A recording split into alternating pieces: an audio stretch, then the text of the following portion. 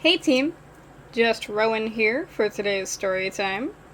We figured this made sense as I'm going to talk to you about being alone in the dark.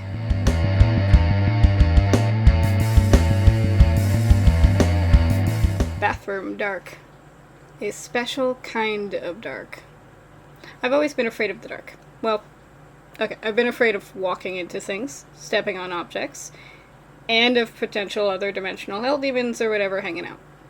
Like, if you ever need me to walk through a dark hallway to get to a light switch, you'll hear me yell at nothing, because I've decided that works. I've decided whatever powerful beings lurk in the shadows think I'm mean and scary or something, and thus will back off if I tell them to. I don't know. Anyway, let me tell you a tale of annoyance. Yeah, no, it's not as dramatic as it's fine. This was back when I still worked in an office building. I no longer do. This is not the reason I no longer do, but it's something I'm grateful to now avoid.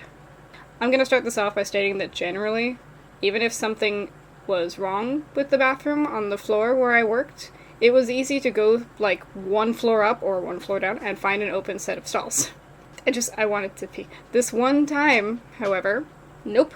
Break wasn't long enough for the adventure I went on for my quest to pee. It started innocently enough. I was looking with grim expression at the "shit's closed" sign on my floor, shrugging and moving on. I tried the second floor. Closed. Tried the fifth floor. Closed. I just wanted to pee. So bad. My legs were getting tired from using the stairs, and work certainly had elevators, so like no problem. Right? Well, I had started by going from one surefire floor to another, which meant skipping a bunch. By that point, I narrowed it down to just having one more floor up and down, and the thing about going down or up only one floor when there are other people in the elevator to notice is that I will always assume I'm being judged as an asshole, because I judge myself. I swear to you, every bathroom on every floor was either being cleaned at that moment or just flat out broken somehow. Every single one. But then, I found one! I tried at least 3 more floors until I came to one that wasn't closed, so I was super excited and relieved in more ways than one. Imagine my surprise when I hear a man yelling outside, followed by the thundering herd of ladies rushing out of the bathroom.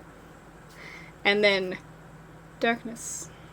The guy didn't, flick off and then immediately turn the lights back on to, hey, we gotta work on the bathroom. That's the international sign of get out soon. He just shut them off until I got out the stall, then turned them back on. Which meant I had to, finish up my business in total darkness, knowing there was one other person in the area with me, somewhere. Actually, I'm gonna take a moment here to talk to you about my feelings when it comes to the dark and bathrooms, and mirrors in dark bathrooms. So, I don't know if you know this, but I am a big chicken. Bok, bok, bok. A good show of this was back in the innocent days of Spice Girls and Pogs. My friends wanted to play the more traditional game of trying to summon a dead girl from a mirror. You know this game. But, why? I've never understood this. Candyman, all of, why? Just leave the mirror people alone, right? If I could be summoned via mirror, I'd probably be pretty pissed. Pissed. To keep showing up in bathrooms due to little girls. I don't know, is it just little girls? Is this a gendered thing? Do boys do this? Are little girls the only ones using, Ouija boards during, sleepovers? You know, the stereotype that I think boys get told is sexy lingerie and pillow fights, but I only had, we put things in cauldrons and tried to summon the dead various ways. Was that just me? Was that just my experience? Anyway, I'm just saying. So, they're about to summon Mary, the bloody variety. And when it all started going down, I opted out. But I opted out in the most dramatic of ways. Everyone else is giggling, and I'm running out there like a lunatic going, "Just you wait, years in the future, she'll get you, but me? Nah, man, we have a respect." I was I don't know, 8, 6, I don't even know. Part of this is that my stress level was pretty high. Was? My heart would probably just stop entirely if I just chilled out for 2 fucking minutes at this point. So I'd stress myself into seeing things. That's an actual thing that used to happen to me a lot when I was a kid. It doesn't as often now. It's usually only like if something extremely traumatic happens, I will see something. That happens. But it used to be much more often. I was less stable as a child. And seeing stuff, this included, and still kind of includes, seeing screwed up shit in reflections, especially in the dark.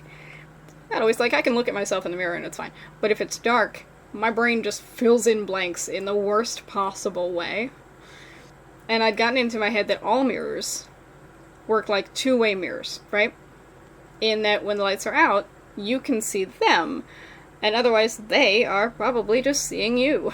That was my childhood logic. And, you know, I wrote this script for this at night, and I'm just creeping myself out. I'm an adult.